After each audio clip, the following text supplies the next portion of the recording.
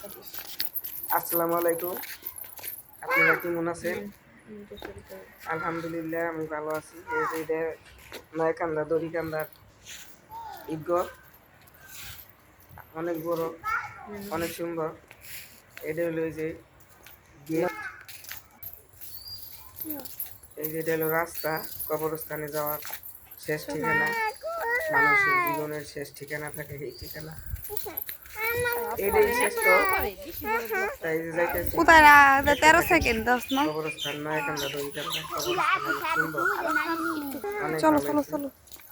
এই যে প্রথম থেকে দেখেন, এই আমার কাকি মারা গেছে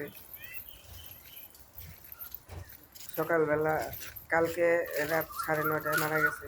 আজকে বিকেলবেলা সকাল 9:30টায় তার মাটি দেওয়া হয়েছে। এখন বিকেল 5টা বাজে আসলাম কবরস্থান দেখার জন্য। অন্ধকার তা দেখা যায়। ভাবলাম কি ভাই বোনদের সাথে একটু শেয়ার করি। আমার মা চাষিরা 4 জন, বাপ চাষারা 4 ভাই। চাষা বাপ চাষার মধ্যে 3 জন গেছে গা। এই যেটা হলো মাঝখানের জায়গা কবরস্থানের, অনেক বড়, অনেক সুন্দর, খুবই সুন্দর।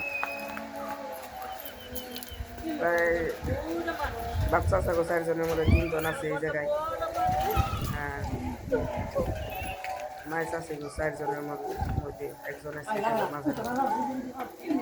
তবে আমাদের সবারই এই জায়গায় আসতে হবে।